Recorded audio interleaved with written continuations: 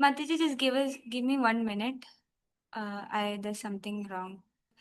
The 12th and as we all know, 12th chapter is one of the smallest chapters of Bhagavad Gita. Last time I took the one of the biggest chapter, and today I'll be taking the one of the smallest chapters. It consists of 20 shlokas, and what this chapter discusses about is the path of devotion of a devotee. And Krishna also explains the stages of achievement of bhakti, and towards the end he also says the qualities of a devotee who has perfected it. Okay. And in this chapter, one thing we'll be seeing is that usually we refer God to as the supreme personality of Godhead, or the supreme proprietor, or the supreme controller. But here we'll be seeing different aspects of the cherished God's personality. And also we'll be seeing the disposition, that is the behavior or the qualities of a devotee who is fully in love with him. So, first I'll be breaking down this chapter. Is it stopped again, the screen sharing? Yeah, Because you selected hide presenter view, that's why. Okay. Yeah. yeah. Yeah.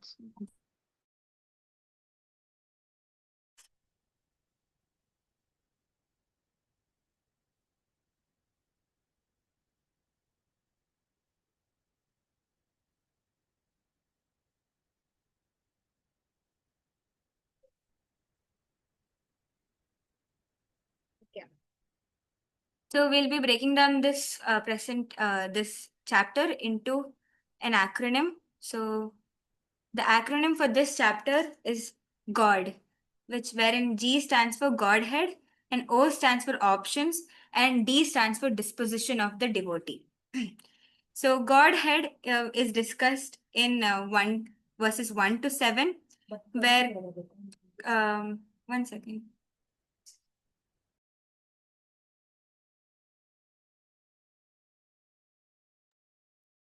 Where Godhead is discussed from verses 1 to 7, wherein Arjuna first begins by asking Krishna a question. And the question is, which is better, worshipping the personal form of the Lord or the impersonal form of the Lord? And Krishna continues to reply that both leads to liberation, but practicing bhakti is more fulfilling and more easier. But he also says that worshipping the impersonal form is valid, but it is difficult, and it is very impractical at the same time.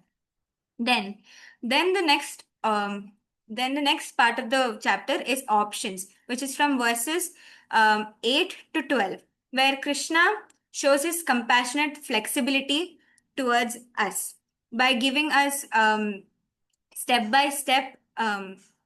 It's like a spiritual ladder. He's telling, if you cannot do this, you can do that. If not that, then do this. If not this, then do that. So he's giving options from us from the highest to the lowest. So someone who cannot practice bhakti immediately, they can easily perform by these steps. So this is what is said in the next section. The next section, the last section, it is devotee's disposition. That is the qualities of the devotee.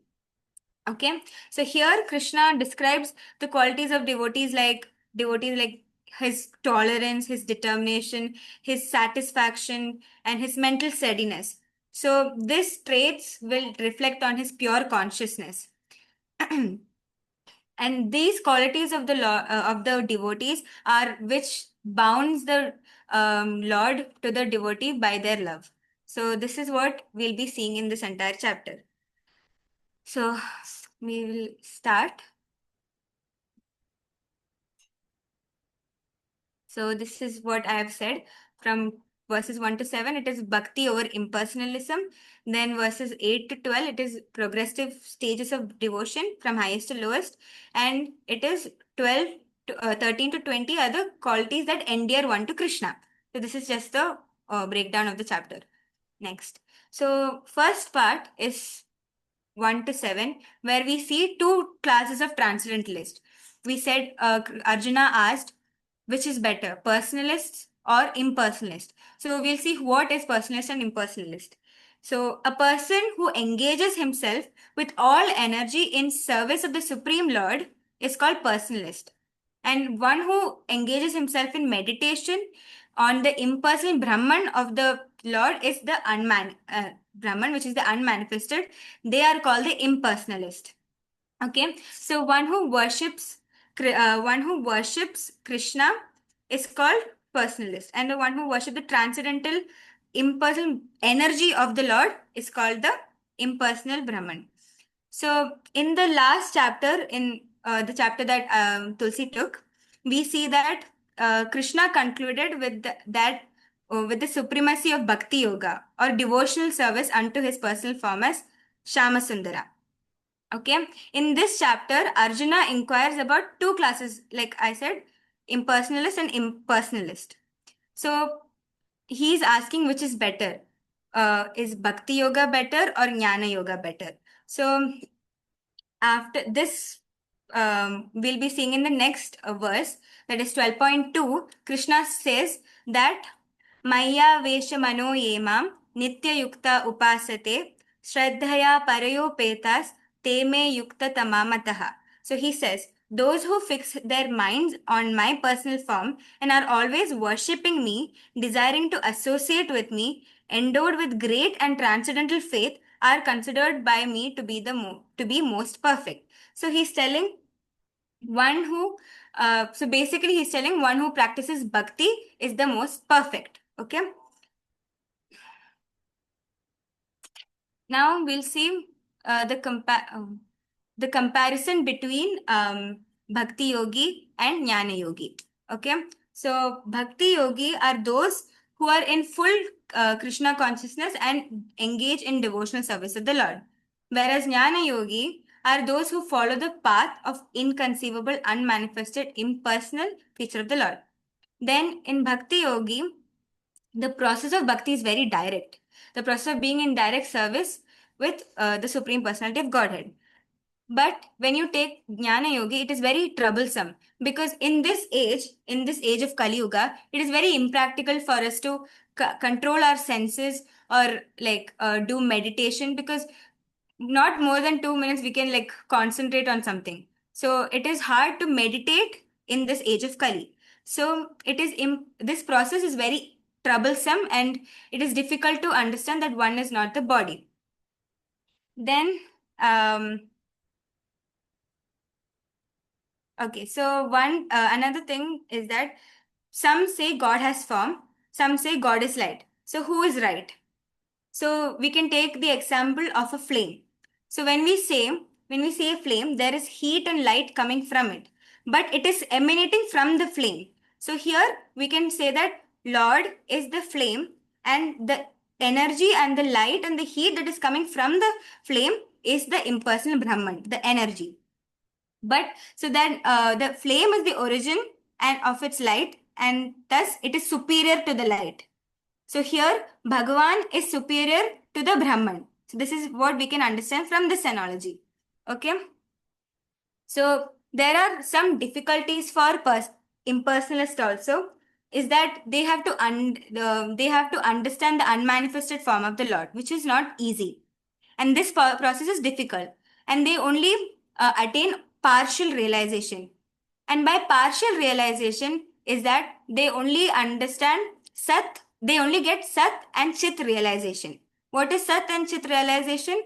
Sat is eternality and Chit is knowledge. So they only get the Sat and Chit, the eternality and knowledge, but they do not get the Ananda form. They don't get the bliss. But for the personalists, they have no risk or trouble in approaching the Supreme Personality of Godhead directly. But so they get complete realization. So this is the difference between the Bhakti Yogi and Jnana Yogi. Okay. So now we said that Bhakti is most perfect. And why is this perfect?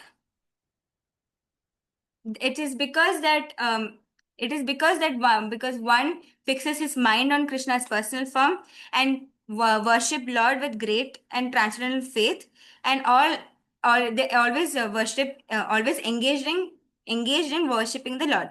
And Krishna, in the following verses, he says, "These people are the most dearest to me." He says, Priya. He uses the word Priya, indicating that these people are the most dearest to me. Okay, so from verses 1 to 2 onwards, Krishna speaks about who he's declaring that Bhakti Yoga is the most perfect. Then 3 to 5, verses 3 to 5, he says that the worshippers of impersonal form also attains liberation, but only after a great difficulty. Like, like I said, it is hard to control senses, or they have to be equally disposed to everyone. And in this age of Kali, it is very impractical. So another thing is that even without a little bhakti, even in the jnana yogis, they cannot obtain Brahman. So just by meditating on the energy of the Lord, they cannot attain. So even the jnana yogis need a little bit of bhakti to attain the Supreme Lord. So otherwise, they only obtain suffering and not Brahman. Okay? So they also require at least some bhakti. Then the last part of this section, which is verses 6 to 7, Krishna says that devotional service is simple and easy because Krishna personally comes and delivers devotees who are undeviatedly devoted to him. So, one example that we can give here is like how our parents take care of us.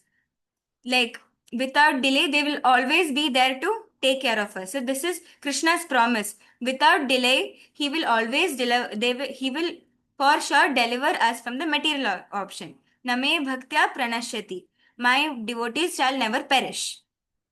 Okay. So I would like to say one story in this regard. So we this is the first section, who is better, and so we are saying who is better, one who worship Krishna's form or one who meditates on the Brahman. So here we can take the story of Durvasa Muni and Ambarish Maharaj. So it is in the ninth canto of Bhagavatam, it is the story of Ambarish Maharaj and Durvasa Muni has been described. So here Durvasa Muni was a devotee of Lord, and Ambarish Maharaj was a devotee of Lord, and Durvasa Muni was a mystic yogi. Okay, and then Durvasa Muni tried to harm Ambarish Maharaj for some uh, for some unwhimsical reasons. Okay, but Ambarish Maharaj did not protest. This shows Ambarish Maharaj's quality as a devotee, which we'll be seeing in the coming sections.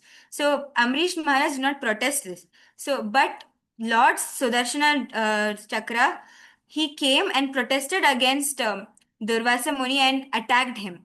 So finally, even Durvasa Muni, who's a big yogi, he took shelter of Ambarish Maharaj. And Ambarish Maharaj, he finally forgave him here. And then from this story, we understand that among all yogis, one who is a devotee of Krishna is the best. Okay, so from this we understand which is better, bhakti or jnana yogi. So we have analogies from here. Can anybody read the analogy?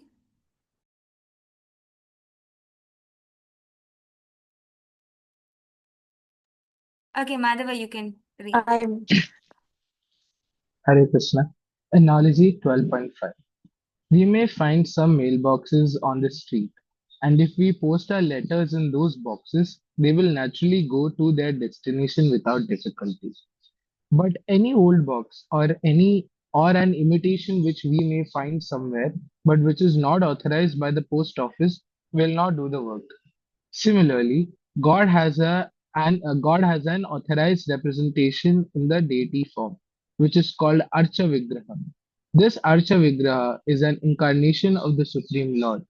God will accept service through that form.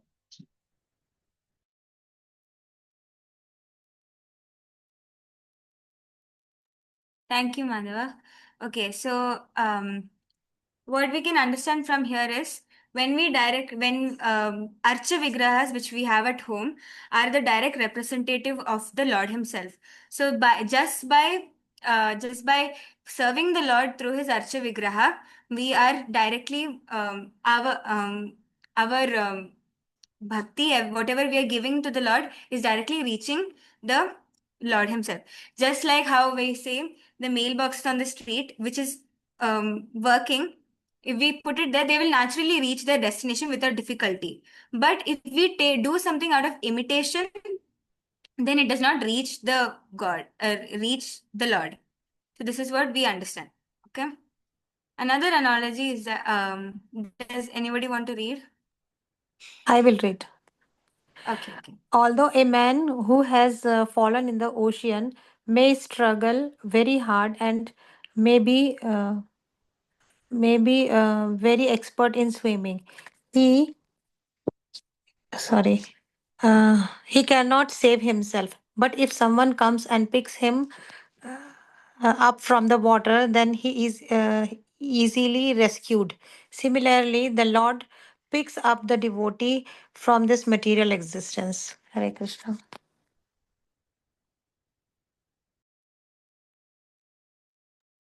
Thank you, Mataji.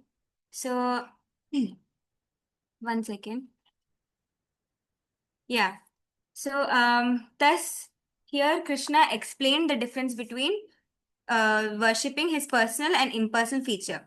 So, one more thing we can say is that there is no reciprocation from the personal feature, whereas in the from the impersonal feature, whereas there is full protection and swift deliverance in the personal when we worship the personal feature. So this is what we understand from the first section of the chapter.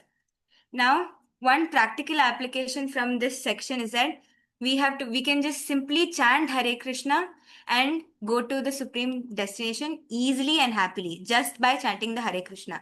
So reference here we can say that Sarva Dharman Parityaja Mamekam Sharanam Raja Aham Tvam Sarva Papebhyo Mokshaishyami Mashuchaha. So the biggest example of this would be Gajendra's Leela and Draupadi's Vastraharan, where when Gajendra was in a difficult situation, he called out to Lord Vishnu and he surrendered unto the Lord by remembering him. And so Lord Vishnu immediately came riding on his Vahana, which is Garuda, and then he killed the crocodile who was torturing Gajendra with his Sudarshana Chakra. Similarly, even when Draupadi, who's the wife of Pandavas, were insulted in the assembly of the Kauravas, she helplessly called out to Krishna, and Lord Krishna immediately appeared in the scene and like he supplied like he kept on supplying sari to her. So this is how he saved um, Draupadi in the assembly. So basically, in this through this we understand that Krishna quickly delivers those who take his shelter. So always take his shelter. Simply chant Hare Krishna, and you will easily go to the supreme destination happily. So this marks the end of the first section. Now we'll be going to the next section, which is the options. So say this is the progressive stages of devotion, which we know from 12 from verses 12.8 to 12.12. So first in the eighth chapter, in the eighth verse, we understand Krishna says that fix your mind upon me. So he says Maya eva mana adastva. So he's telling you to fix your mind on me and by remembering me. So this is called smarana atmika bhakti. Then he says in the same verse, eighth verse, he says, fix your intelligence on me. So by contemplating on me. So this can be referred to as manana atmika bhakti. Okay. And in the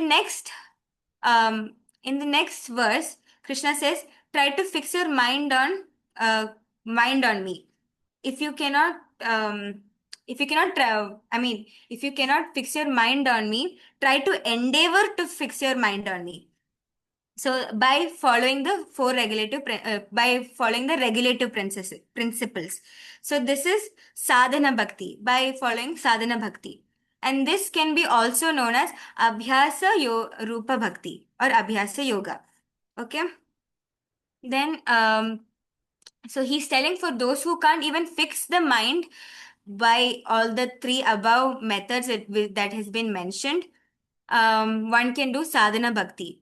So that is, whatever you do for the pleasure of Krishna, though your mind is not on him. And then he says, if you cannot offer your actions, then whatever results that you get from the actions, you offer that result to Krishna. So that is what he's telling in the 11th verse. In the 12th verse, he's telling which is better. He's telling Tyaga is better than Dhyana, which is better than Jnana, and which is better than Abhyasa. So he's telling Tyaga is the best, which is renunciation is the best. And what is the result of renunciation? It is attaining peace of mind. So, so this is what we understand in the till the 12th 12th verse. Now we'll be seeing the qualities that endear one to Krishna. So there he mentions the qualities of a devotee that makes him dear, makes that person dear to Krishna. So he says Adveshta Sarva Bhutanam. That is, he's non-envious to non-envious to anyone, including the ones who are envious. Then he says Maitra Karuna Evacha. He's friendly to all. He's kind and he's merciful to all. Then he says Nirmano Nirahankara. He says he is free from the sense of proprietorship. And he says he's free from false ego. Then Sama Dukkha Sukha Kshami. That is, he's equal in happiness and distress. And he's forgiving and tolerant. Like in the starting, I said he's he's very tolerant and he has determination. So here he says he's forgiving and tolerant. Then Santushta Satatam Yogi. He's always satisfied by the devotional service. And Yatatma Drida Nishchayaha. So Krishna is telling he is self-controlled and he's determined. And then he's telling my arpita mano buddhir. He's telling his mind and intelligence are fixed on me. Then he's telling yo mad bhakta same priyaha. Such a devotee of mine is very dear to me. So these are the first few qualities that he's telling. Then he's telling no one is agitated by him, nor is he agitated by anyone. Then he's equipoised in both joy and distress, fear and anxiety. And then he's neutral. That is, he's devoid of all expectation. He doesn't have any expectation from his work. He's suchir, that he's pure and clean. And he's expert in whatever he does. And he's free from all material endeavors. And so again, he's telling that this such a devotee is very dear to me.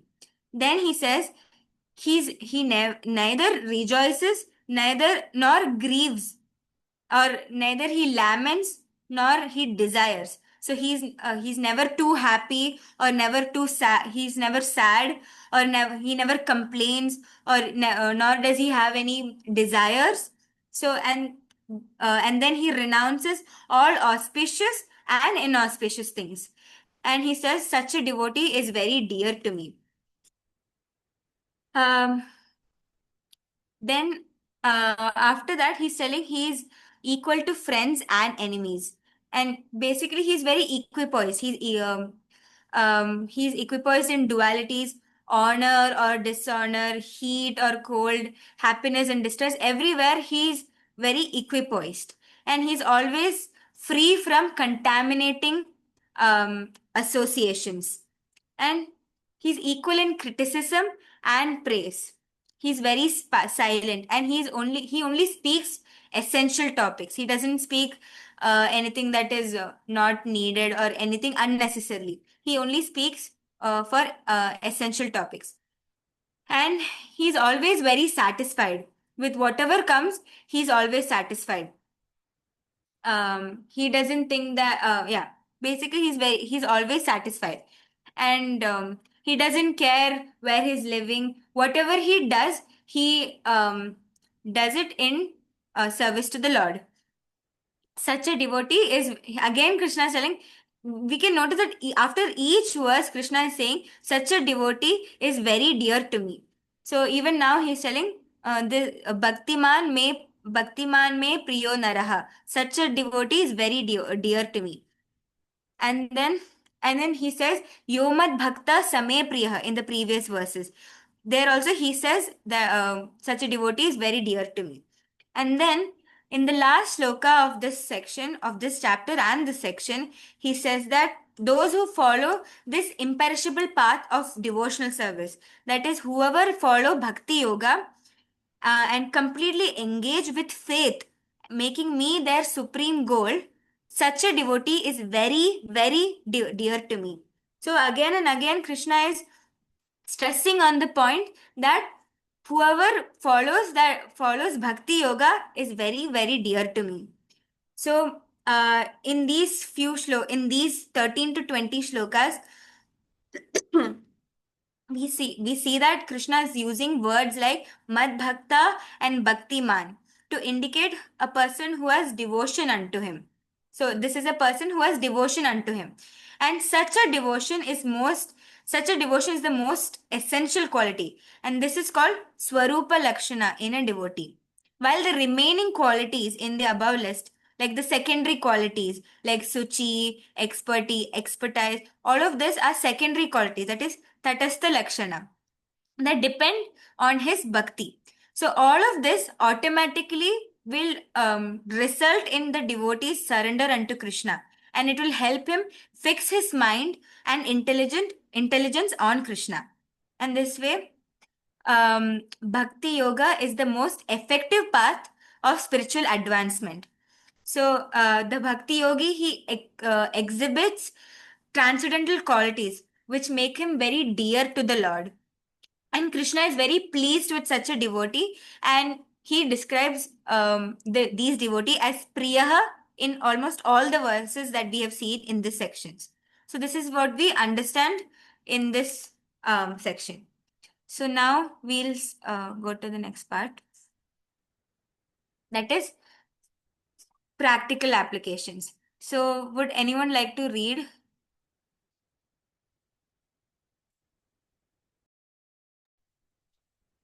I'll read again. Hello. Hare Yeah. Krishna. Yes, Mataji, you can. Choosing a path that suits you. Teaching. Krishna explains that worshipping the personal form of God is easier for most than the impersonal form. Practical application. Choose a method of self improvement that suits your nature. Some people do well with structure, like prayers, rituals, others with meditation or service. Encourage us towards authenticity and practicality. Hare Krishna. Okay, thank you, Mataji. So here, one practical application that we saw from the first section is that you have to choose the path that is most best for you. So choose a path that is helping you to improve yourself or that suits your nature. And so some people, like we read now, some people do well with structures like prayers and rituals, and others do well with meditation. But we have to choose what is best for us. So that is what we understand in the first section, and that is this is the practical application. So choose your path that suits you. Next practical application. Okay. Srinivas Prabhu, you can read. Progressive level of practice. Krishna offers a ladder of spiritual practice. Do devotional service bhakti. If not, do actions for God. If not, renounce the fruits of action. If not, cultivate self-discipline. Practical application. Don't aim for perfection at once. Start where you are. Even small steps towards mindfulness, service, or letting go of ego matter. This is helpful in time management, productivity, and self-discipline. Hare Krishna. Thank you, Prabhu. So in the next in the next section of the chapter, we see that Krishna is offering us different steps. So he's telling, if you cannot do this, then do that. If not this, then do this. So he's telling, do devotional bhakti, devotional service. So he's telling that first. And then he's telling, if you cannot do that, then whatever actions you do it for the pleasure of Lord. And then he's telling, if you cannot do it for the Lord, then then whatever result that you get from those actions, those result you renounce it and then offer it to the Lord. And if you still cannot do that, then cultivate self-discipline, like follow the regulative principles, sadhana bhakti. So whatever you do, you have to don't aim for perfection at once. Start with small steps and take small steps, and then slowly you will reach to perfection. So all of these, when you slowly start following the regulative principles, you will start developing some taste towards doing bhakti, and then finally you will reach the perfection, that is doing devotional service, bhakti yoga. Next one. Anyone wants to read? Three qualities of a devotee, verse 13 to 20. Krishna lists qualities like free from hatred, friendly and compassionate, content, self controlled and forgiving, detached from success and failure, calm in praise and criticism. Practical application. These qualities help you become mentally stable, emotionally mature, and a better friend, leader, or a team member. Useful in relationships, workplace interactions, and handling criticism or success with grace. Thank you, Radhita. So then Krishna lists out some qualities of the devotees. So that is free from hatred, he's very friendly, he's compassionate, he's self-controlled. So all of these qualities, these will help us build good relationship. It will help us become emotionally mature. Help us become a good leader. So these are some things that we can also practically apply in our life, in our workplace interactions, or in our relationship with our friends or anyone. And it can also help us handling criticism, like how we said the devotees are not affected by criticism, nor are they affected by any praise. So this is happiness or distress, they are not affected by all of them, they are always equipoised in all the situations. So this is what we understand from this practical application. Okay, someone can read now. Hare Krishna. Okay, Hasni, let's. Yeah. Equanimity and detachment, equal in honor and dishonor, heat and cold, pleasure and pain. Practical application, cultivate mental resilience, don't let praise or blame shake you. Helps in dealing with exam stress, fear, pressure, and life challenges. Thank you, Hasini. So here we understand equanimity and detachment. So well, like in the verses we heard that he's equipoised in both dishonor and honor, heat or cold, happiness or distress. He says that. So we can practically apply this in our life, that when we have, like, suppose if in our exam time, we should not stress out, we should not be affected by the stress that we are facing, or we should not be affected by the fact that maybe in the previous exam we scored well. So we should not let that affect us and shake us. So this is what we understand. So we should not be affected by both happiness or distress or pleasure or pain. We should always remain equipoised in all kinds of situations. So I will read this. Or Mataji, do you want to read it? You can read it, Mataji, actually. Thank you. Practical application, point 5, peace through devotion, overall message. Krishna says the devotee who lives simply, acts without ego, and keeps faith will achieve peace and union with the divine. Practical application. Inner peace comes not from achievements but from mindset. Let go of excessive control and stress. Focus on sincere action. Thank you. Thank you, Mataji. So, peace through devotion. So, this is the overall message from this chapter. So, Krishna says, a devotee who lives only a devotee who lives by simply engaging himself, surrendering himself, and having complete faith on the Lord and practicing his bhakti will achieve peace and peace by while doing practicing this. So what we can understand is inner peace comes not from achievements, it comes from what we think. Even in like bad situation, if our mindset is good, we can bring ourselves peace.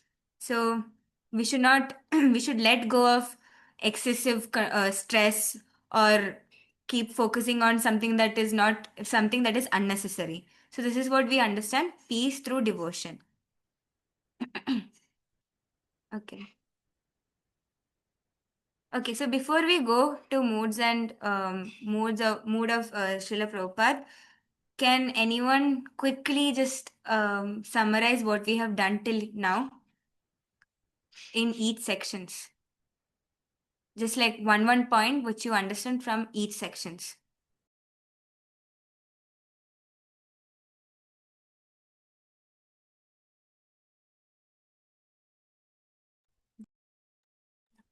Hare Anyone? Yes, Masi. Hare Krishna. Hare Krishna. Thank you, Srilakshmi. So first you started with the point that there was an inquiry from Arjuna, wherein he says what is better, whether it is personalist or impersonalist. He started with that question, and then Krishna goes on to answer that uh, pure devotees are the topmost, and he goes on to establish the supremacy of bhakti yoga. That is how the chapter starts. Correct? So I would request others to speak. And he also says how it is the easiest path, whereas the other paths which the impersonalists take is not little, it's troublesome, it is difficult. That is what he explains in the first section. So Thank basically, you. as between Bhakti Yoga and Jnana Yoga. Thank you, Mataji. Anyone for the second section?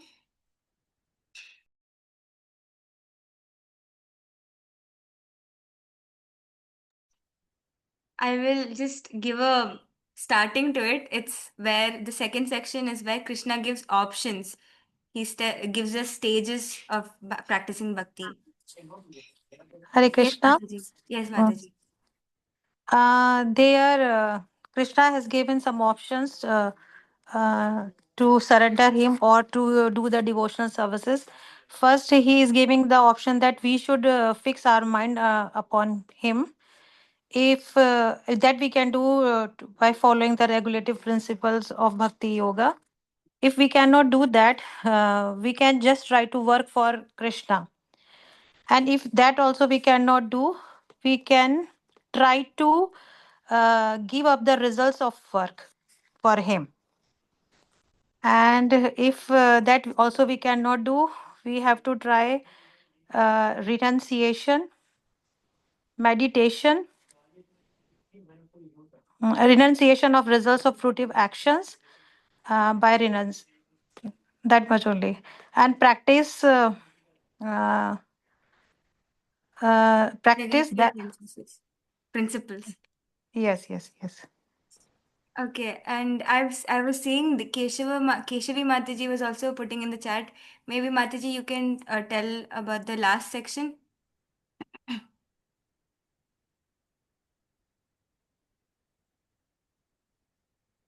Okay, it's okay. Then I'll just read what she has written in the chat box. She told in the last section, it is explaining the qualities of devotees which pleases Krishna. So this is what we have seen in the last section. No problem, Aji. Thank you. So now we'll go to the next part, which is mood of Srila Prabhupada. So here we can see the different mood that we were able to see of Srila Prabhupada. First one being he was very compassionate and encouraging. So he's inviting everyone, he's asking everyone, regardless of the qualification, to regardless of one's qualification, he's asking you to engage yourself in devotional service to the Lord. So he emphasizes in the first section that bhakti is the most accessible and it is the most rewarding path, especially in this age of Kali. It is very impractical for us to take up to impersonal worshipping. So he's emphasizing that bhakti is the most accessible and easiest, and it is the most rewarding, and it is most dear to the Lord too. Next, he's telling realistic and practical.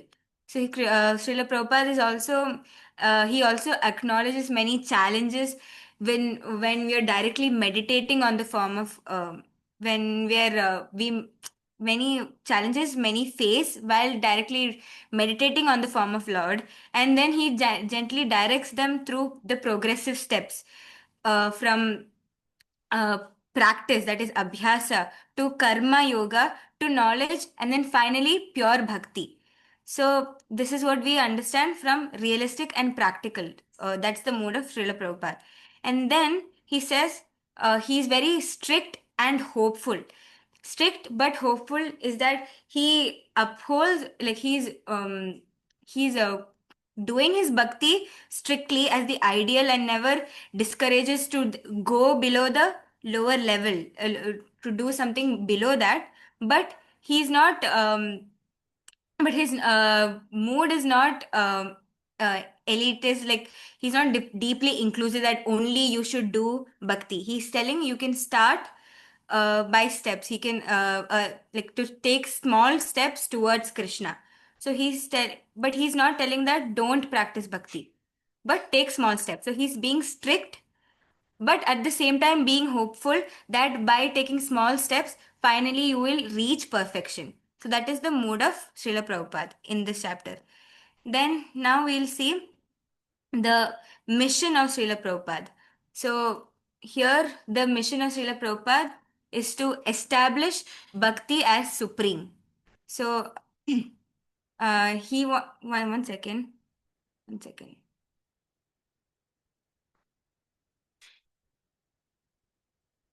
Yeah. So he wants to establish bhakti as supreme. So in the first sections we saw, he's telling above everything is bhakti yoga. It is the best. He emphasizes the fact that Krishna himself declares that bhaktas are the most dear. So his mission is to establish bhakti as the supreme. Then he says to guide the soul towards Krishna. So he clearly, through his clear explanation, the way he's explaining, it aims to, like, what he's aiming is to attract the reader's heart to Krishna.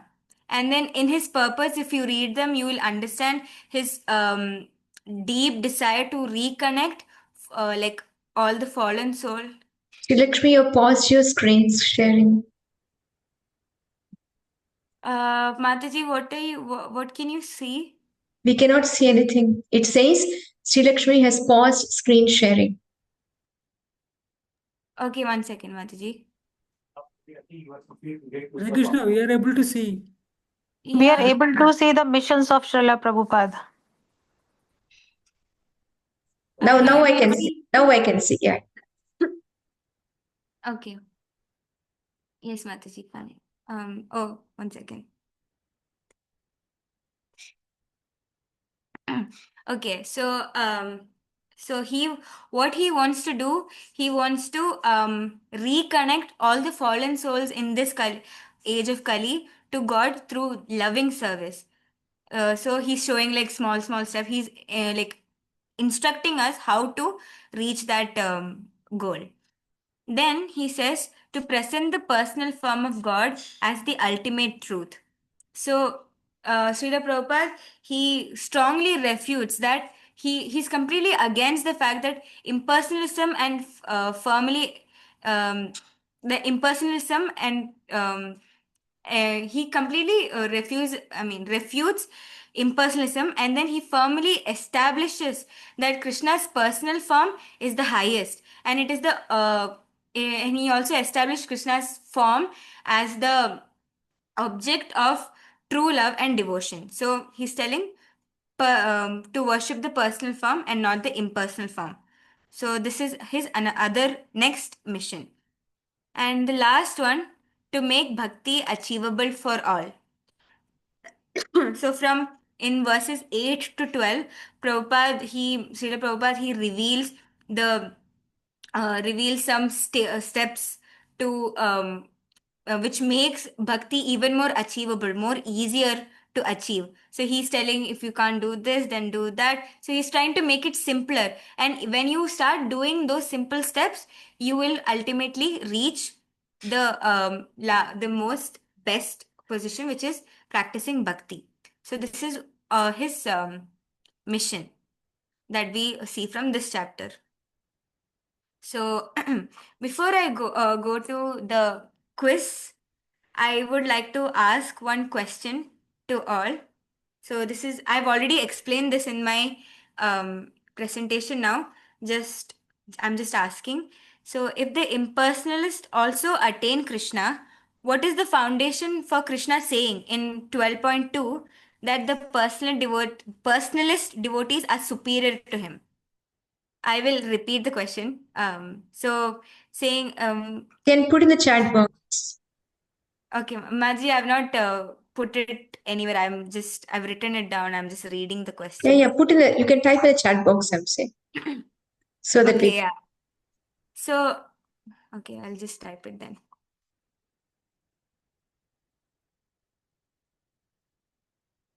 One second.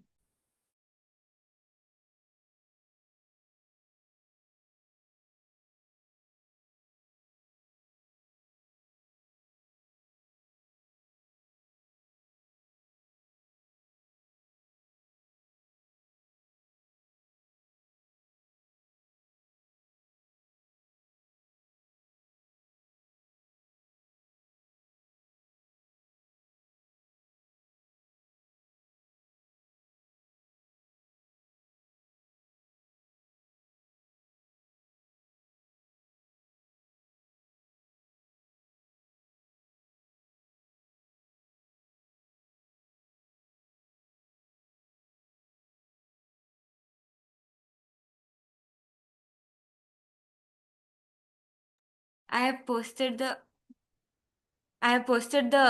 question.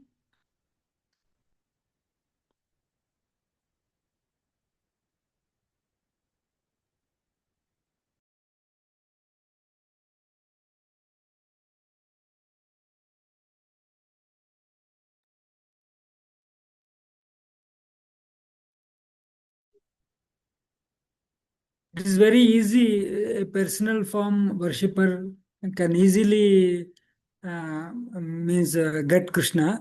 Impersonalist also can get, but it is a long way, a difficult way. Hare Krishna. Sorry, I did not No raise the problem, hand. Prabhu. It's okay. Actually, you're right, Prabhu. So, he's telling that it is more superior personalist devotee are more superior because their path is much easier and less troublesome. It's and whereas the impersonalist worshippers, their path is very troublesome. So like I said, Krishna is saying that in 12.2. Then in 12.5, he answers this question that it is troublesome path. He answers this by telling that it is a troublesome path of for the impersonalist. And even Keshavi Mataji had put in the chat that in the personal worship, it can give bliss, which is not, it can give you bliss, but it is not possible in impersonal worship. Like I said, there is no complete realization in impersonal worship, whereas in personal worship you have complete realization. You have Satchit Ananda. You understand? You have Satchit Ananda realization. So that is what I wanted to And ask. chances of deviation is also less in personal form. Mataji, can you repeat? I couldn't hear you. Chances of deviation is less in personal when we worship in personal form. Yes, Mataji, because in this age of Kali, it is hard for us to meditate. Meditation Yes. is not impractical for I mean, practical for us in this time. So, with this, I would like to conclude this chapter, and I hope I was not too fast and I was able to make everyone understand the essence of this chapter. Hare Krishna, everyone. Hare If Krishna. any questions are there, you can ask. But if I don't know if I'll be able to answer, Sachimaji, please help me if I can't answer them. You can stop your screen share. Yeah. Thank you. Thank you, Sri Lakshmi. This is a very, very important chapter also. Though it is small, it is filled with lot of high philosophy also and practical applications also. And very nice that you could incorporate the mood and mission of Prabhupada and also the practical applications for each section. Thanks to you for the wonderful session. So, for those who are joining the first time, Sri Lakshmi is the dear daughter of His Grace Satya Rupa Shamadas Prabhu and Her Grace Vibhurini Keshri Devi Dasivata.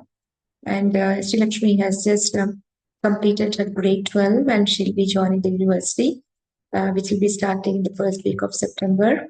And you also, as many of you know, she's a very wonderful Kirtaniya and also a wonderful dancer. And she's also going to choreograph a dance for our coming Janmashtami festival also. She's busy in that. She just finished her practice sessions and she jumped straight into this, giving us this nectar on Bhagavad Gita, chapter 12.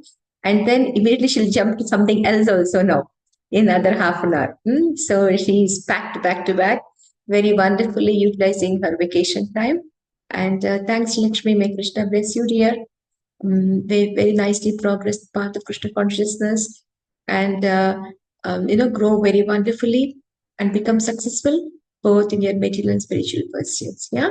So, anybody for any questions? I have a question, but before that, I want somebody, if anybody has any question, if you can please. Hare Krishna, Mataji. Hare Krishna, Sri Lakshmi. Thank you so much, Sri Lakshmi. Very, very practical chapter. I don't know for how up to the what level we will practice this, but we we need to do this.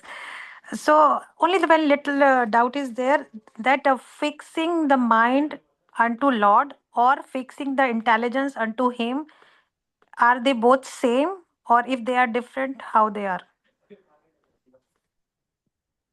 It is different, Mataji. By fixing your mind, you are remembering Krishna. So your mind is always thinking about Krishna. But when you are fixing your intelligence on Krishna, you start to contemplate on his on different qualities, or you start to like try to learn about him. Like right now, we are all of us are doing attending different classes, and then once we finish our classes, we are contemplating on him. So in that way, we are trying to fix our mind on Krishna. I mean, intelligence on Krishna. But by remembering Krishna, that is fixing your mind on Krishna. So remembering is fixing your mind, and contemplating is fixing your intelligence in Krishna. But I'm not sure if it's right. This is what I think is correct. But I think, Sachimaji, can you help me? Hare Krishna. Thank you, Sri Lakshmi. Thank you, Nupur Mata, for asking this question. You're almost right, Sri Lakshmi, in one way. but let me clarify a little more. So actually, even I had this question because I wanted you to understand whether you've understood that concept correctly or not. So this is with reference to verse number 12.8, if I've understood Nupur Mataji's question, wherein Krishna says, Mayi eva mana adatsva, Mayi buddhim niveshaya, nivashishyasi mayi eva, ata urdvam na samshayah. So he is talking about two things here. One is fixing your mind upon me, and then he says, rest your intelligence in me. And in this way, you'll be able to always live in me without any kind of doubt. That is what Krishna is saying here. So this is actually a direct instruction from Lord Sri Krishna to Arjuna on the topmost practice of bhakti, where he's asking us to fix both our mind, that is manaha, and intellect, that is buddhi, to be engaged fully in him alone. That is the first point. So how to understand this? That is why, as you said, Smaranatmika Bhakti and Mananatmika Bhakti. So when you say Smarana, that is the direct remembrance. Bhakti in direct remembrance. Okay? Smarana means remembrance. And Smaranatmika Bhakti means devotional service. And that is a primary anga or limb wherein you're constantly keeping the Lord in your mind's vision, and that is a continuous remembrance, and that is what is mentioned in verse number 12.8, Mayi eva mana adatsva. That is, fix your mind in me. That means it is smarana, and that is the heart of devotion, smarana, one of the anga. Okay? And here the emphasis is on the mental absorption in Lord Sri Krishna's names, forms, qualities, pastimes. That is smarana. And so the mind, it is a mind-centered bhakti, wherein remembrance itself is an offering. In this way, you're offering your mind. And what examples can we think about it? We can think about the Krishna playing the flute in Vrindavana and his pastimes with his gopas and gopis, his beautiful form, his words, his Bhagavad Gita, his merciful glance. All these are practical examples wherein it's a constant automatic remembrance. And then the devotee, what is the result of this? The devotee experience samadhi or is in complete absorption because the mind is naturally flowing towards Krishna. That is how we say in the prayers of Kunti Maharani, she says that I want the mind to flow towards you, like how the river Ganges flows. Even though there are so many obstacles, it should flow. How the river flows, gushes towards the ocean. That is the first part. And the second part, he says, is Mananatmika Bhakti, whereas it is a deliberate contemplation. Your deliberately thoughtful contemplation or reflection. That is Manana. Okay? Where primary, here what we do? We are reflecting, we are deliberating using our intelligence. Yeah, that is the most important thing. So here, that is why he is saying, Mayi buddhim niveshya, engage your intelligence in me. So this is the instruction for manana, wherein you are using, that was mind-centered. Here it is buddhi-centered, intellect-centered bhakti, wherein you are using your reasoning abilities, your reflections, your philosophical aspects, and in this way you are convinced, and then you are engaged in Krishna service. So here we have to understand, when we say intelligence or contemplation, it is not dry intelligence or dry speculation or dry contemplation, but it is a deep reflection for us to evoke our loving remembrance towards the Lord. Yeah, that is how we can remember all his, like when he says, I am Aham Sarvasva Prabhavo. So you can meditate on those meanings. Then we can meditate on his qualities. So this is and from this, what is the result of this? We develop a firm determination, and our philosophical foundation becomes very, very strong. And then this manana is what leads to smarana. In that sense, we have to understand that this manana becomes smarana, wherein it is a continuous automatic flow. So smarana is an emotional absorption, wherein the Lord dwells in your heart. When it comes to manana, it is intellectual absorption, wherein you're using your head, and your head is contemplating. So this is so, the Krishna is asking both your heart and head to be absorbed exclusively towards him. Yeah, so that is why Prabhupada also says it should be a balance. If it is only manana, then it will become only sentimental and unsteady. That means, sorry, without manana. If it is only smarana, then it becomes only sentimental and unsteady. But without smarana, it becomes dry and theoretical. So manana and smarana both should be there. Then you will become very, very strong in your conviction and you'll be fixed.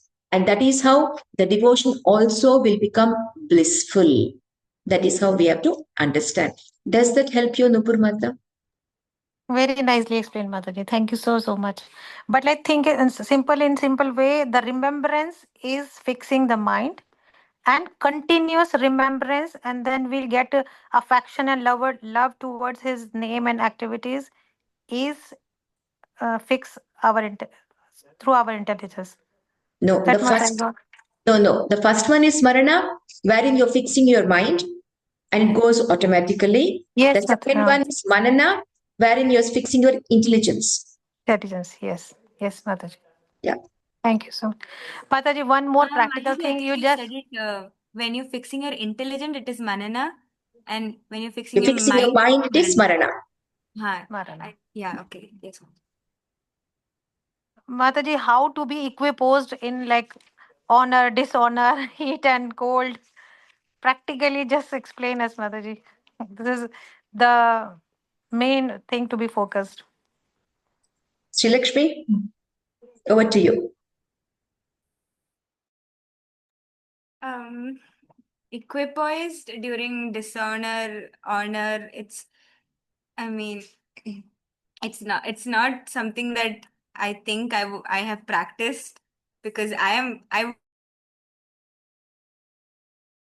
most of us usually affected by, like, if someone praises us, we'll be a little too happy. If someone criticizes us, we will be. So yeah, what I would say is like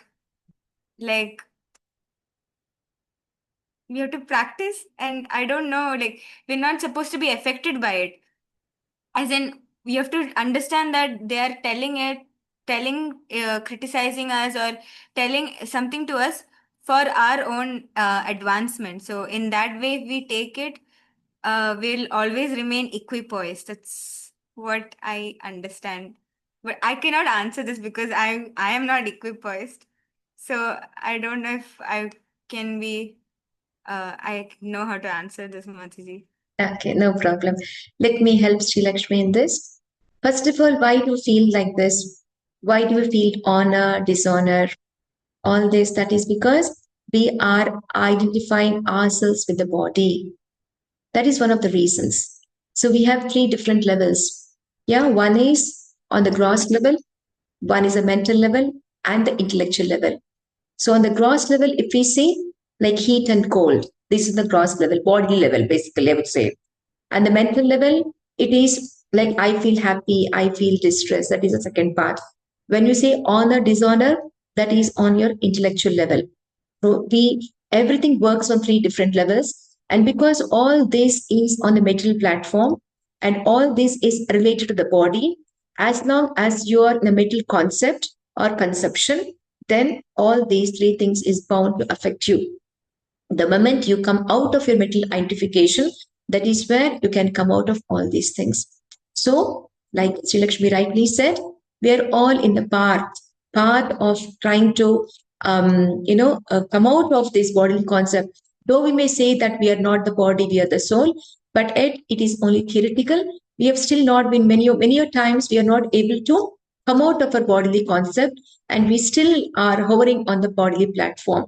So, but by constant engagement in the devotional services and the devotional path, being an association of devotees, once you come out of your material concept, only then we can come out of these 3 levels of our misidentification also. And that is why Krishna says, Matra Sparshas Kaunteya, Sitoshna Sukha Dukkhada, Agama Apaino Anityas, Tam Sitikshasva Bharata. Until then, learn to tolerate. That is what he says. We have to learn to tolerate. Could be cold, heat, suffering, pleasure, honor, dishonor. Just take it as it comes and try to come out of it. But it needs to be resolute and very, very convinced and very strong in your practices of bhakti. That is how you can come out of it. Okay, Mata? Thank you, Mataji. I don't know at which level we will practice it. We understand theoretically, just because when you feel something, that time just to think that I'm not body, I'm a soul, it That's should come out from our mind. Yeah, And that though is we only say practically physical, I mean, we keep on saying I'm not the body, but it doesn't come overnight. It yes, doesn't come, Mataji. it's millions and millions of years of lifetimes that we have been thinking that I'm the body, I'm the body, I'm the body. So overnight to come out of the saying that no, I'm not the body, it's not going to be so easy. But that can happen only when you constantly practice devotional services. Thank you, Mataji. Hare Krishna. Hare Krishna. Thank you, Krishna Lakshmi. So, anybody, any other questions? Couple of words of encouragement for Sri Lakshmi. We have Kripalu Gaurachandra Prabhu here. So, yeah, Devyani, you want to say something? Hare Krishna Mataji, I want to ask a doubt. Go ahead. Go. Mataji, I know this is not related to this chapter, but this is a very common challenge I am facing in real life. That is, Mataji, when we go out with our like non-devotee friends, for example, school or college, etc. Oftentimes, they they go to restaurant or they have some party like that. So there, the food being served, it is not prasadam. So how should we handle such decision? This question has been lingering my mind with me for so long, Mataji. Hare Krishna. Sri Lakshmi, try to answer and give a solution to your friend. Yes, Mataji. Hare Krishna, Devyani. What I would suggest would be to avoid as much as you can to go to such gatherings, first of all. But if it is in case unavoidable, then it is always possible for you to offer it to the Lord in your mind. Just by offering it to the Lord in your mind, also He will accept it. That's what I understand. But as much as you can, it would be better you would avoid such situations. That's all I try my Um, maximum to avoid, yeah, Devyani, but yes, Devyani, Mataji. I would just like to add one more point to what Sri Lakshmi said. First is try to avoid as much as possible. First step. If it is not possible to avoid, then where you have to go and join such parties, then try to choose those kind of an item or menu which does not have any kind of like any cutting and all. Like for example, you can just take some fruits, you can say take some dry nuts. I don't know how to which place you're gone and which place you're referring to, because even when I go to my office parties, this is what I do. I just pick up some nuts and what I do, I don't keep on gobbling up. I go and mingle. I keep talking with people. I just hold with me a glass of hot water, saying that I like hot water. I just keep speaking to people around. And then when somebody asks, "Do you have?" "Yeah, yeah, I had." I'll say. Just like that, I say. Even though I've not had, "Did you have food?" "Yeah, yeah, I had." I will say. That's all. I will not make a big saying, "No, no, no, I don't eat all these things." I never say all those things. Yeah, because I know those things are not available. So that is one way of doing. Or you can just pick up some nuts or some fresh cut fruit or something. You can manage like this. So sometimes it is required that we don't show very obviously to make it obvious to others that we follow certain principles, because everybody may not appreciate and take in the right sense. And sometimes they may mock at us also. And then we will feel cornered. As if you are very strong, you can give back if you have that capacity. Because I give back. If somebody tries to corner me, I give back straight. So it depends in what level you are, because I was in that cadre, people cannot finger me because I was very straightforward. They cannot say anything to me. But maybe there may be occasions, there may be somebody who is superior to you, senior to you. Maybe they themselves are trying to taunt you. Then you will feel cornered because you'll not be able to disrespect them and tell them openly. So the best way is, don't make it very obvious that you are following certain principles. Keep that to yourself. It is not necessary that we have to exhibit or show people that we are following certain principles. The best way is, you just take a glass of water, mingle with everybody, speak to everybody, just go and speak to them, and they will they will just ask once or twice, did you have food? Yes, yeah, I finished. I just finished. That's all, finished. Nobody will bother. Nobody is going to ask like how we serve at home. Devyani, did you have this? Nobody is going to ask when you go in a group because everybody is busy gobbling their own food. So this is how you can very nicely, diplomatically tackle these situations. And that's how I had been doing.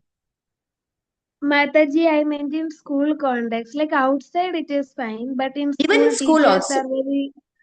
teachers are very observant, Mataji. They are caring also, but without us knowing, also they will come to you. I am not going to them, but they come to me and they say, "Why are you not having?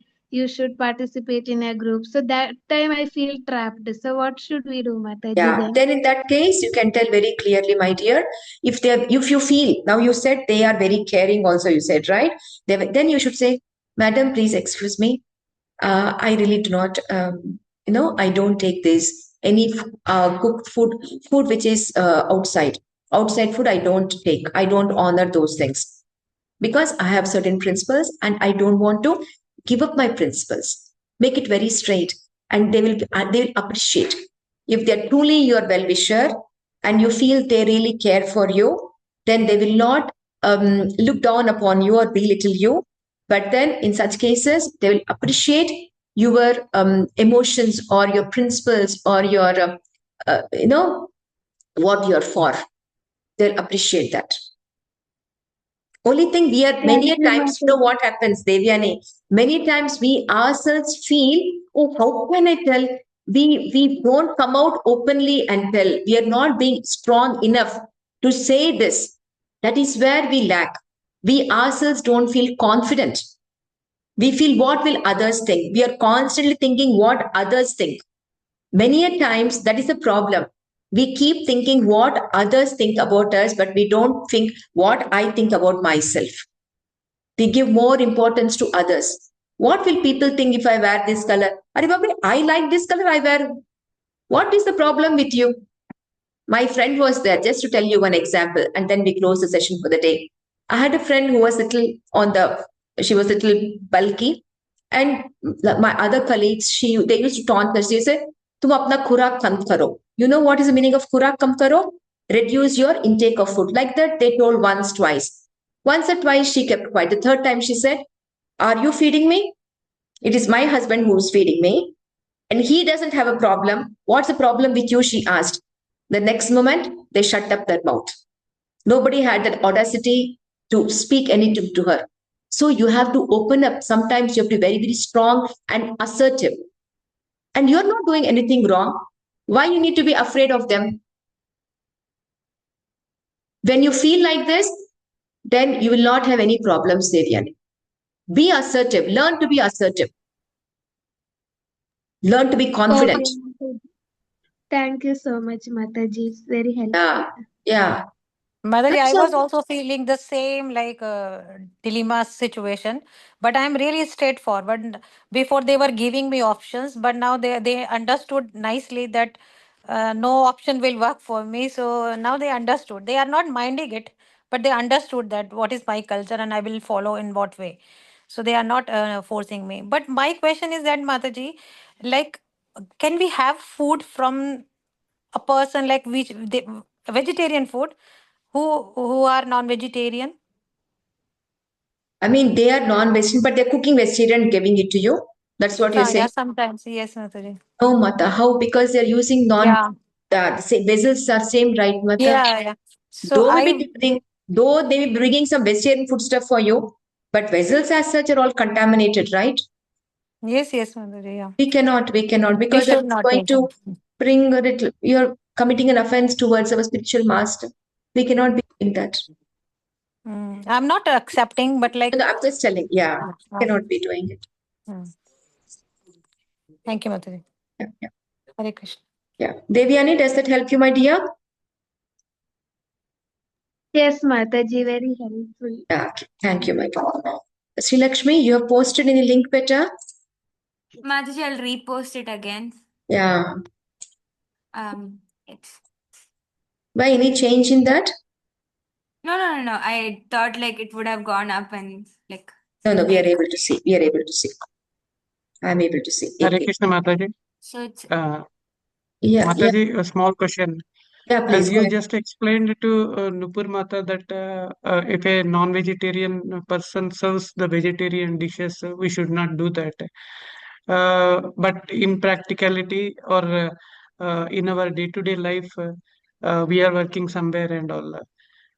If like if our colleagues they go for non-vegetarian and we are also there, we are doing our own vegetarian and we should not even share the desk kind of thing along with them. Prabhuji, to tell you very frankly, the place where somebody is eating non-vegetarian food, we will not be able to see them also, no, Prabhu. How can you sit at the When same? it is a common place, Mataji, like if the company like we are going, it's a common cafeteria. So Okay, in that case but also we you should are not. sharing the same table or the same hotel room. What you are saying? I did not get you. Are you like, for example, you are sitting on the same table, he is eating his non-veg, and right across him you are sitting and you are eating your veg food? That's what you are Same saying, Prabhu? same hotel room, Mataji. No. If it is the same hotel room, Yeah, but you're uh, sitting across. Each of you, he is eating his non-veg, and right across him, you're sitting and eating veg food. That's what you're saying, Prabhu. May I understand your question, Prabhu? like I'll put it in this way, Mataji. Like when somebody guest comes over, and we cannot stop him not taking non-vegetarian or anything. If it is a official kind of lunch on session or something like that, he is doing his own work, and we will stick out to our own vegetarian dishes. But if it comes that we have to share the desk, it is not good, or I have to come out of that desk and sit separately and have our own vegetarian desk. That is preferable, no, Prabhu. That is always good, no, Prabhu. Because actually, we will not be even able to tolerate when he opens his box, no, Prabhuji, lunch box. When he opens his non-veg lunch box, it is so, that smell itself is, we just cannot bear the smell, right? How you can sit and eat in front of him? We ourselves, we cannot eat. You will start. It is not possible practically, no, Prabhu. So we have to excuse and tell, okay, please, I'm vegetarian, so we'll meet after our lunch. That's all, very simple. You go back to your desk, sit on your desk, have your lunch, and then go for meeting or whatever is. So let him finish his lunch and you finish yours, whatever you have got. That is how we have to protect ourselves, no, Prabhuji. Just to please him, why we should give up our principles? Why should I even smell that non-veg food? Why that should go into my nostrils? That non-veg food flavor or that aroma, why it should go into my nostrils? Why we should? So, yeah, as you previously also said that we should not think what others are thinking about us. We should think Yeah. what we think. Yeah. We should think about our well-being, Prabhuji. Practices. Yeah. Okay.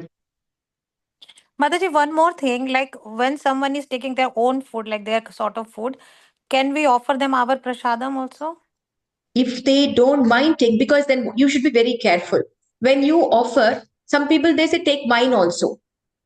Then what you will do? They are not doing.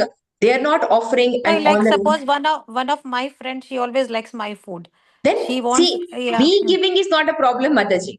Even though she is taking it along with her That is non-veg okay. food, That is that is okay. okay. That is okay. Okay, Let her okay. take it along with non-veg food or whatever, it's okay. Yeah, If they're yeah. on from our side, giving is not at all a problem. Okay, But it should Mataji. not Okay. happen that she starts saying, "Oh, why every time I'm taking from you, no, today you take from me also." That should not happen. Just ensure No, that she knew it, but she wants every time my food. no So I problem. might sometimes doubt that whether she will take my prashadam along with her food. So I should give her or not. No, no, no, That no. That can be given. Not at all a problem. That is okay, not a okay. problem. That is Thank not. you. Yeah. Srinivas Prabhu, does that help you? Does that convince you? We have to be Yes, very Mataji. strong and assertive, Prabhuji. That is a very simple thing, Prabhu. Yes, Mataji. Because he's Yes, not the going to come, answer you for right? At the end of your lifetime, he's not going to come, right? We are answerable for ourselves. Devyani question is the answer for my question also. Yes, Prabhuji. We should be assertive. Yes. Correct. Yes. Hare Krishna. Yeah, Niranjan has a question. Sri Lakshmi, please take his question. Yes, Niranjan, go ahead, beta. Put on your Hare camera, Krishna. my dear. Yes, Mataji. Hare Krishna, Mataji. Maji, I had the same question, Mataji, regarding that. But I have a Maji, for example, what happens? For example, I'm in a classroom, Mataji. If I'm eating my lunch, Mataji, I might be sitting on the corner, but sometimes still they just come like near me, means in front of me, and like they might be eating non-veg beef like that, Mataji. Um, in that case, what do I like? What can I do, Mataji? You have to slowly excuse yourself. You should excuse yourself and say, either, yeah, you should very clearly say, "I'm sorry, my dear. I cannot bear the smell. Let me have my food." You have to Yes, be Mataji. we have to be very, very clear in this aspect. Yes. And we have to be strong. We should not feel, "Oh, what will that boy think? Oh, maybe from tomorrow onwards he'll not become my friend. Maybe he'll become angry." We'll have all these kind of questions. See, at the end of the day, we should understand it is only Krishna who is going to be with us forever. Nobody will come. Today he's here, tomorrow he's elsewhere. That's all gone with the wind. We need not be bothered, but we should protect ourselves. Okay, beta? Yes. But you can tell politely. You can tell there's a way of saying also. You can tell politely so that, see, why one thing also we should think, we should also feel compassionate to them. Because by the Lord's mercy, we are born in such families wherein we are brought up in that culture, where we eat only vegetarian food. And even those who were not vegetarian initially, now they became vegetarian. Why? Because they got Krishna consciousness. So we are very fortunate. So mentally, we have to be compassionate and feel, "Oh, Krishna, give them a better life, give them a better birth," so that they are born in such families where they don't see why those children, they, in fact, basically, why they develop the taste, because they are fed with that kind of a food, because the parents have been eating, because they're born in such families. So that means they have done such an abominable act that they are born in such families. So we have to be compassionate towards them and mentally pray for them. And if they are receptive, make them slowly saying that, "No, sorry, it is," you slowly can tell them about what it means by being merciful towards other animals. You can slowly give them small doses if they are receptive. If they're receptive, we can tell them why you have stick to being a vegetarian. You need not talk about ISKCON. You need not talk about Krishna. You just tell your health reasons. That, "No, it doesn't suit for me. I eat only pure vegetarian food because I'm going vegan." Because you can use the word vegan. Nowadays, vegan is a very word, right? Everybody uses. You say, I don't eat all this because in fact it upsets me and I don't eat any of this stuff. Like that, you can twist. Don't very pointedly, very meaningfully belittling them. Don't tell like that. Tell in such a way that they don't bother you and you're able to have your food peacefully. And if they're receptive, give them small doses, saying that you need to be merciful towards other living entities. Okay, beta? Krishna says, Prabhupada says, Krishna's devotees are very intelligent. So use your intelligence and answer them accordingly. and protect yourself. Thank you, Mataji. Thank you, Mataji. Cleared Mataji doubt. Hare Krishna. Is anybody, any other questions, anything else? I would request Kripal Gaurachandra Prabhu, if you're free, to say a couple of words of encouragement to Sri Lakshmi. Hare Krishna, Mata, Hare Krishna. Thank you, Sri Lakshmi. Thank you all kids, Ishi Gopi, Radhika, Madhava, Devyani, and Hasini, all of them. Thank you. And really, I admire these kids, how they prepare for the class. Can you hear me? Yeah, how they prepare. You know, they sit the whole night, early morning, they do their homework and they prepare. And really, we are fortunate that we have their association, and also that they always. I pray that they always into this spiritual activity, as well as they progress in their material activity. They balance their life, and as we have to do, always remember Krishna, never forget Krishna.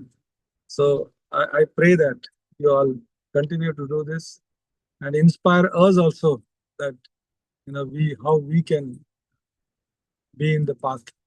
So the parents are so fortunate to get kids like you all.